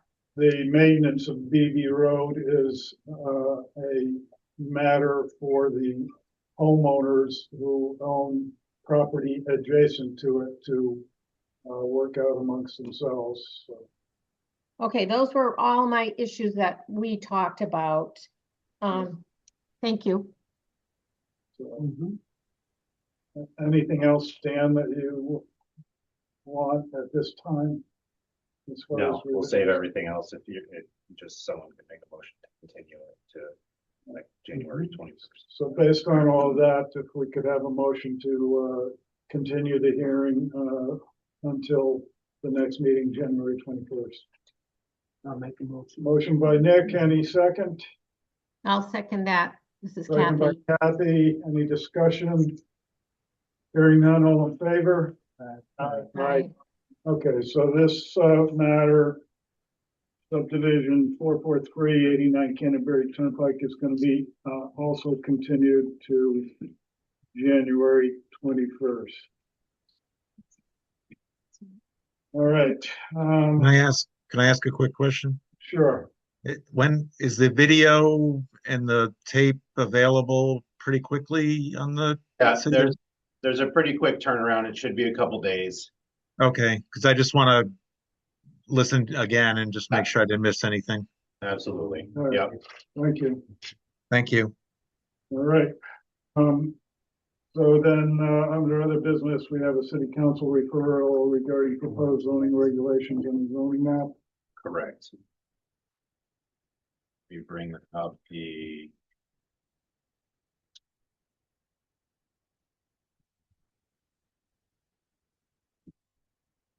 first one is a referral from the council, new business ordinance number 1, and it deals with amending the zoning text itself. The second one will be for the map, the related Okay, do we have the? So it's been out for public review on the website since the 8th. Last Monday, we went over it with you in the pre-release form at the special meeting on the 2nd. It is, if you would like a paper copy, I can print out the proposed paper copy for you. Do we need to act on this tonight? Well, We need to have a special meeting if you do not. because their meeting is Tuesday. Our meeting is the day before No. next. Yeah. So this is what we've been working on for a year and a half. You know, coming out of the adoption of the new POC. We did all the highlights for you on the At second. the meeting, Yeah. the special meeting. Yeah. So does anybody have questions then regarding the amendments to the ordinance? I have a question. Go ahead. So everything Deanna and Dan you've worked on has been included in the zoning regulations. Are there any recommendations from you that need to be changed? Because I know you guys did it, so I can't imagine there would be. No, but like we just got back we already sent out the referrals, for the 30 days. We Yeah. sent one to all the communities and COG, everybody else. Yeah. So far we've got comments back from DEP that said, we really did a good job and there's barely anything for them.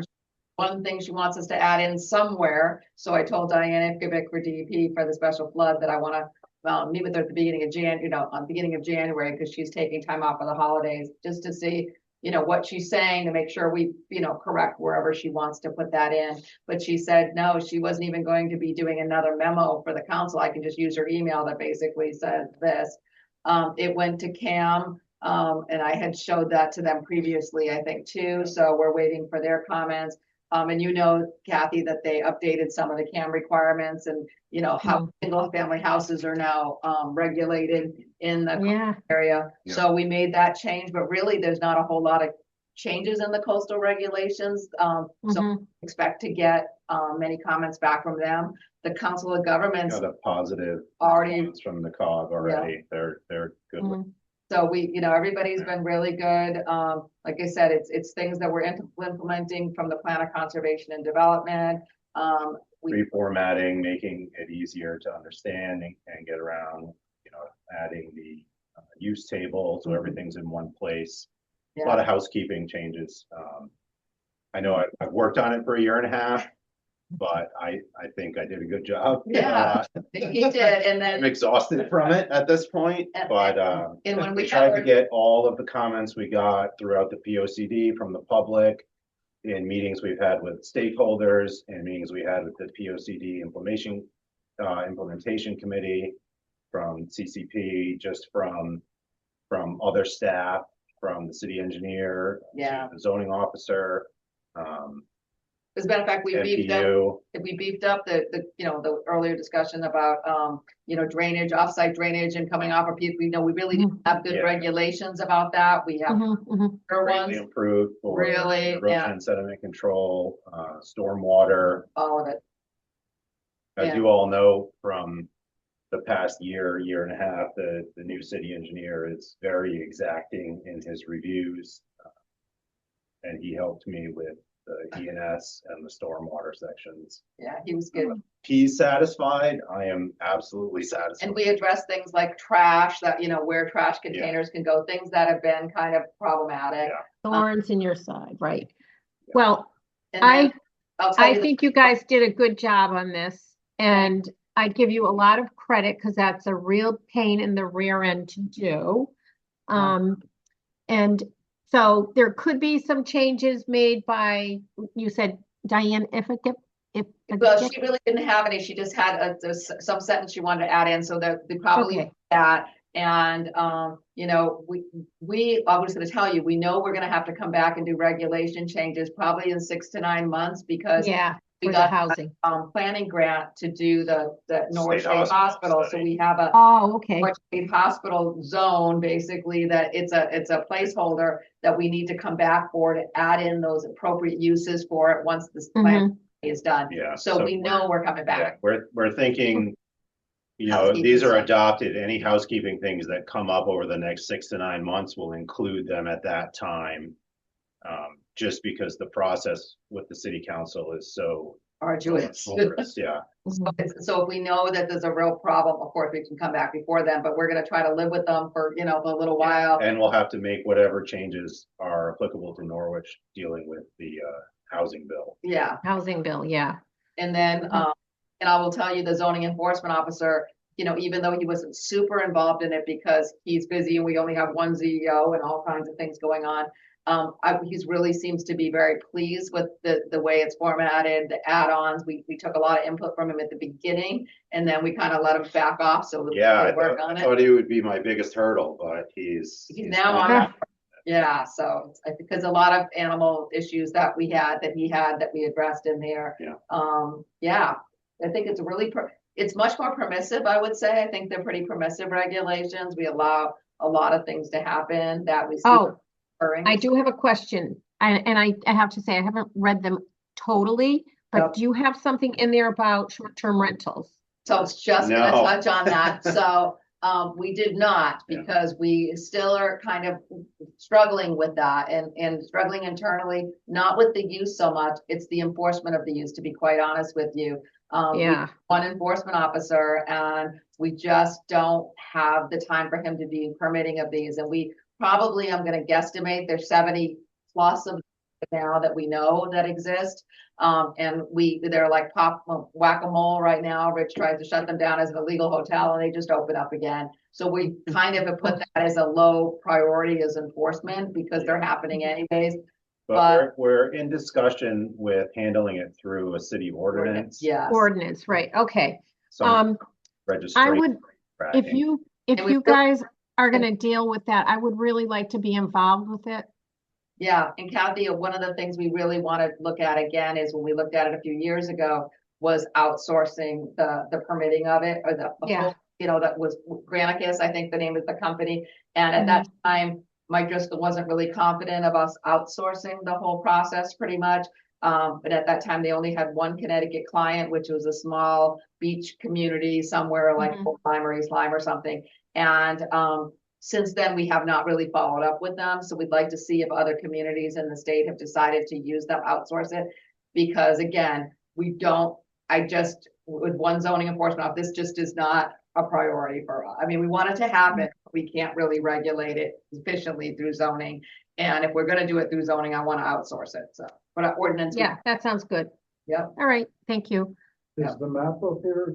We'll get to that. I can, yeah. Do you want to see the map? Is that I'd what like you're saying? to, because I really didn't get. And so Yeah. talking about that, Kathy, we did go back and Dan, you know, very familiar with the community and he grew up here and he knows he's really familiar with it, obviously too, with the neighborhoods that he lived in near NFA. And we found that there's a lot of still R10 and R15 type lots there. And the city a long time ago eliminated those. But now that we're in this sort of this housing development and looking at housing crunch and how we can create more lots and more properties that people can potentially develop for housing, we added those back in. We added R10s and R15s in certain places that are sewer and water. Yeah, just make it so it's not so difficult. Don't need a variance to enjoy their own property that they've lived on. Right. It's Yeah. And probably the biggest change you see visually immediately is we added a new government zone. So we can have a quick visual reference on the map of city, state, or federal owned properties. And that's the GFZ.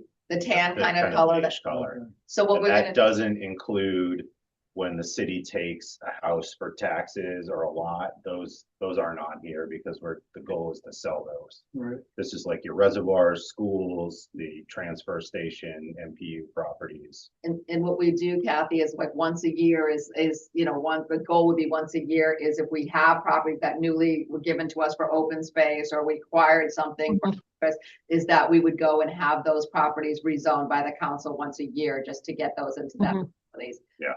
Wow, okay, that's nice that you do that, right? Okay. Was there a certain area you wanted me to zoom into? No, Brian? I just wanted to get a kind of a moment. You know, then one thing too is you want to show the Greenway overlay? Yeah, so we have in the zoning regs talking about acquiring easements or property along the rivers. So it's taken from the POCD is this Greenway overlay, which follows the Shetucket, the Yantic. The black dots. No, it's No, that. the black green dots arrow. are the CAM. Yep, that's the that's coastal CAM. area. Yep. So it's this green arrow. So it's along Trading Brook, the Thames, the Yantic, and the Shetucket. Okay. So And the we were- idea is to have connections between blueways, which would be water-based, and then greenways, which would be kind of like expanding the Heritage Trail along riverways. And we weren't necessarily crazy about putting it on the map, but our Mark Brantz, the land use attorney, did our reviews for us. And he felt that it needed to be, since we mentioned it in the zoning regulation, we couldn't just reference the POCD. So he kind of had us do that. And the same thing, the nodes are on here. If you see some Yeah, circles those are POCD nodes because we reference that in the for regs. signage Oh, nice.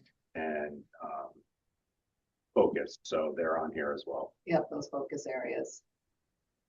Okay. Well, I know this was a lot of work for you and I give you a lot of credit for this, Thank you.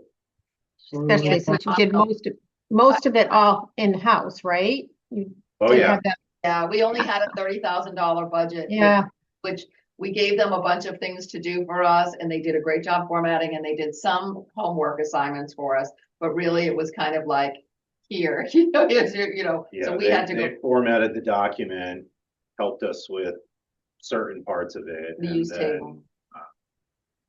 We'll produce it. Yeah, and they're making sure that everything links in correctly, so there's no things that, like we say in one chapter, that don't match up, so they took Yeah. all that. The They- current reg, Oh, when I that's have great. to change, Yeah, it's a nightmare. Yeah, So the new yeah. one, just go in and edit it and it doesn't create a domino effect. so they really did a good job with the continuity to make sure that there's no weird things hanging out there, and we have so many definitions, that's another thing. We added so many definitions because Mark Brandt is a believer in like having everything, to the point that we were like, I said, we're not defining restaurant. Everyone knows what a restaurant is, but we had to But we define. did define it in the end. Oh, we defined everything because he was like, well, what's that? And I'm like, you can use the dictionary for things, but he really wanted things defined. So we defined, there's so many definitions.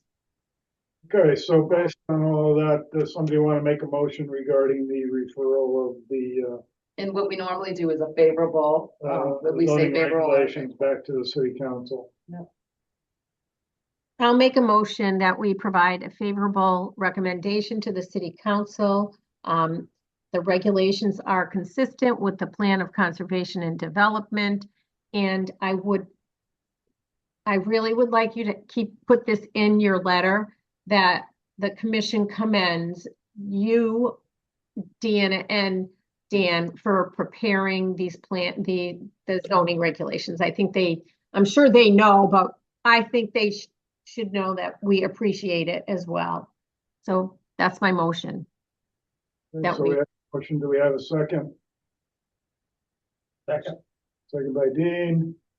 Any other discussion? Hearing none, all in favor? Aye. I Okay, so And then we'll get a there's positive recommendation to the city council. a separate one for the map. So we have to do a separate recommendation for the map. Yeah, so if you could just do I some. don't like them. I don't like the colors. Little busy. right. All right, so. I have a question about that Regarding first. referral of the map. She's got a Okay, I question. have a question about the map. Who did the map? I did. Dan did the map. We worked Dan, we worked good with, job. Thank you. yeah. All right, so can we have a motion regarding the map? I'll make that motion. Dick made it, you're too slow. Okay. Nick, what is he saying? A favorable recommendation? Favorable recommendation of the proposed zoning map to the city council. Okay. All right, And that Dan Dineska did an excellent job. Oh. Dan Dineska is an excellent job. Yes. Make sure you put that in there. and do we have a second? Second. Second by Dean. Any discussion? Hearing none, all in favor? Aye. Okay, so the map regs have been positively referred. Okay, I'm doing the Thank you. dance, the happy dance over here. We're in the zone here. We're almost done. bond reduction and requests. SDP 1051. 333 Tafilockham Road. And we have a second one after that too. Yes. Dan has two. So we have this one first. So, This is the first phase of the, I don't know the official name, the Gebby project that's next to the hills at Riverview. I think it might be the South the Hills. apartments up on. Yeah. Yeah. So, Route 97. the CEO and the city engineer went out and inspected everything, and they are okay with releasing the phase one bond.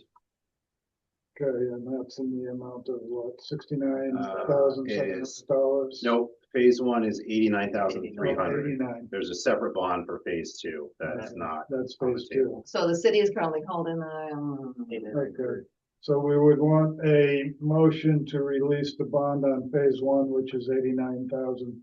Correct. Can we have a motion on that? I'll make the motion. Jason? Yes. Motion by Jason to release the bond on 333 Tafilockham Road in the amount of $89,300 for phase one. Yeah. We have a second? I'll second it.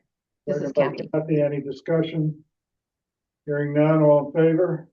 Aye. Aye. Okay, Aye. so that's done.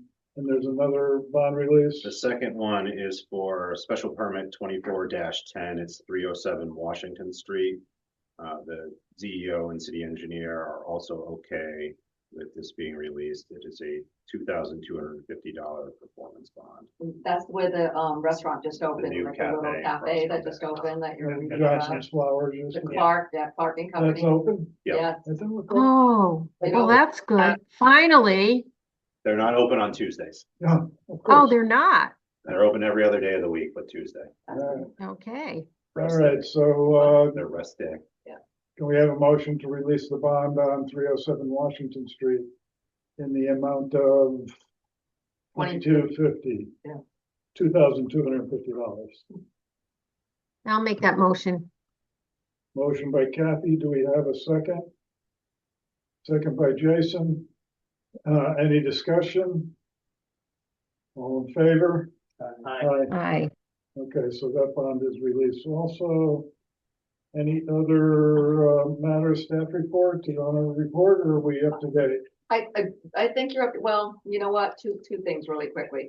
So, the subdivision was appealed, the re-subdivision for Ockham Industrial, the last one, maybe, was that last meeting or the meeting before that? Not the special meeting, but the meeting. in Before November. that, it has been I appealed, got served. yeah, I'm so. not sure why. Yeah, so that's what's happening there. And the other thing is we're starting to work on the budget for this next year coming up. So I'm gonna be working with the members of our staff to see about what they need as far as, you Just know. asked for an extra million over last year. Yeah, so budget's coming up. Building officials are being interviewed tomorrow to replace Dan Coley. If you knew, Dan Coley went to NPU, so, Chris Berger is one of the two assistant building officials, which we, temporarily moved him up to the interim, the building official, but they're both interviewing tomorrow and a couple of outside candidates as well, for the position full-time for the head building official. So, and then if one Did of Dan the, already leave? what? Yes. Dan already left, yeah. And if, we do have an internal that gets promoted up, we'll be looking for another assistant building official. So, that's crazy and we're busy with that. And, I guess that's it. And, Good. yeah. Well, that's too That's bad. enough. Dan's a good guy. So I was served another lawsuit today, but not against the commission, No, Dan Against is a you good guy. personally? but Against yes, you I'm being personally? sued personally. Are you really? Yeah, and the city as well, but yes, I'm involved in the lawsuit. A gentleman, was it 7 Hamilton or 7, what's that, 7, what? It was the gentleman that died in the trench collapse. Oh, okay. Oh, yeah. I So- remember that. He's, suing MPU, the city, and specific employees, including myself, so. Which, Pretty bogus. Wait, he's suing you too, Deanna? yeah, Who Why? his attorney is? I don't know off the top of my head, it's a, no. It's an acronym or initial. Yeah. Well, Kathy, it's just they're casting a wide net because of permits and I'm the head of the department and they're. Oh. Berger, who is just the interim building official, he's caught into it, so we're all kind of just. Oh, that's awful. Yeah. Oh, my God. Engineer and MPU. Oh, my gosh. All right, anything else? I think that's enough. We're so busy. We're excited about the council meeting and we're getting, like I said, Yeah, we're meeting with them in pairs, so it's there's no quorums. to review the regulations. Yeah, so we can get them on board beforehand because they're brandy new, so. And so, like I said, their duty was to get this to you today and they did, and we appreciate not having a special meeting in January because we'll be very busy with that, getting ourselves ready for that big meeting, so. Okay, that being said, I'll take a motion to adjourn. I'll make that motion. Motion by Kathy, second by Nick, all in favor? Aye. Aye. All right, go home.